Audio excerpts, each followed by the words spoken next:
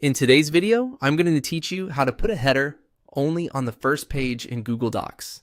If you're working on a document like a report, letter, or cover page, this is a really useful formatting trick. Sometimes you want the first page to include a title, logo, or other header content while keeping the rest of the document clean or formatted differently. Google Docs makes this easy once you know where to look. To get started, open your document and go to the very top of the first page. Double-click in the top margin area to open the header. This activates the header section so you can edit it directly. If you don't see anything there yet, that's completely normal. You're simply entering header editing mode. Once the header is open, look for the header toolbar options. You'll see a setting called Different First Page. Check that box. This is the key step because it tells Google Docs that the first page header should be separate from the headers on the rest of the document.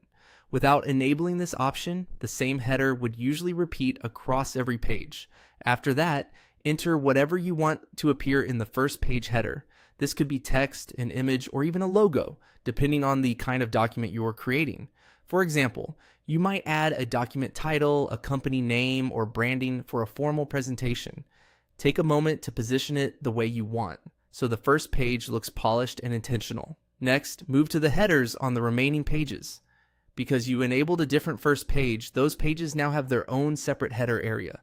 You can leave those headers completely blank if you don't want anything to appear after page 1, or you can add different content there if your document calls for it.